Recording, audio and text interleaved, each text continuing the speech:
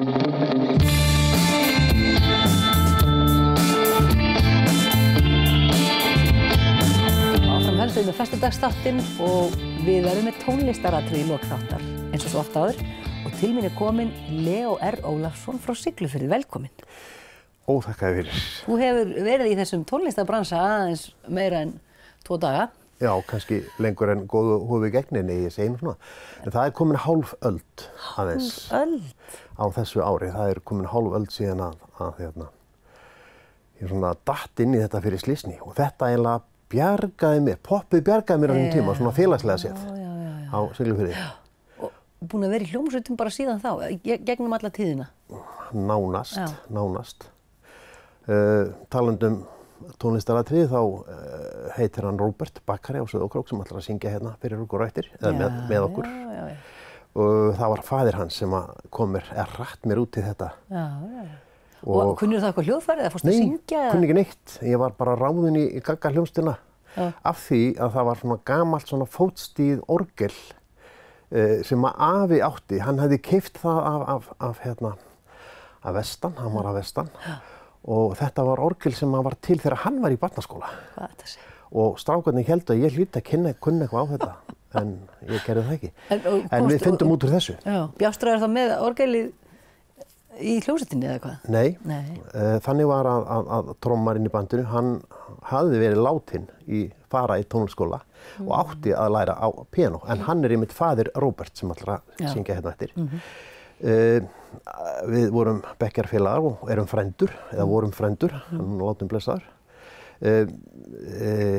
Hann hafði engan áhuga á píanónáminu, þannig að hann samdi við foreldra sína og ég við afa og ömmu og svo samdu allir við kennaran sem var Gerhard Schmidt sem var þekktur trompetleikari og stjórnaði Karlakursins Vísi. Og ég gengi þessi tíman hans óttast og þannig bjargaðist þetta og svo fekk ég rafmagnsorgel svona í fyrirfram fermingagjöf og þar með var tónninn sleginn. Akkúrat. Og þú hefur komið víða við og sinnt þessu ásamt öðru í gegnum tíðina? Mikil ósköp. Varstu að segja mér frá vídeóleigubransanum? Já, það byrjaði líka fyrir slysni. Já, við ætlum ekkert að fara út í hann núna því að tíminn svo naumur, en segðu okkur lagið sem þið ætlaði að flytja hérna eftir. Getur aðeins sagt okkur frá því? Já, það heitir hérna, Með kveðju til þín. Við gáum það út á smáskifu 1983 og þá söng hann það inn á plötu föður bróðir hans, Róberts. Róbert lykilmaðurinn í þessu? Já, þetta er svona fjölskyldudæmi, heilmikið. Og það var einmitt tekið upp hérna á Akureyri hjá Pálma Guðmundssyni sem rak Stúdíó Bimbo á þenn tíma. Og ekki rétt hjá mér að það diskur eða plata kom út núna í tilefni þessa afmælis eða hvað? Nákvæmlega núna. Mér datt í huga að stefna þessu fyrir löngu síðan. Það er reyndar komin aldarfjórðungur síðan ég byrjaði að undirbúa þetta. Og þetta búið að vera 25 ári vinslu og nú hún komin. Verða útgáfu tónleikar eitthvað á næstunni eða? Það hefur svo sem verið talað það. Já, það er efni í annan þátt bara, þú kemur bara aftur. En takk kærlega fyrir komin og til hamingju með þetta hálfrar aldarafmæli og nú fáum við að heyra lagið Með kveðju til þín. Takk fyrir það.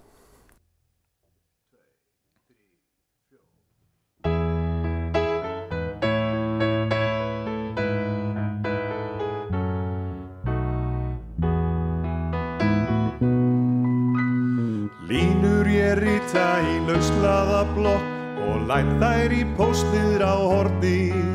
Því ég veit að pósturinn Jón hann snemma, ferðbúinn á hverjum morgni.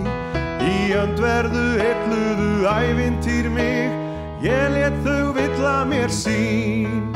Og leitaði þess vegna langt yfir skammt lítið blað ég þér sendi, með kveðju til þín.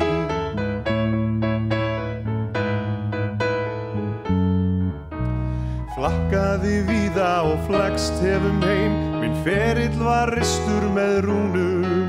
Þó bið ég þig vina að bíð eftir mér, með bliki í augunum brúnu. Í öndverðu heilluðu ævintýr mig, ég lét þau villa mér sín og leitaði þess vegna langt yfir skjaldlítið blað ég þér sendi með kveðju til þín.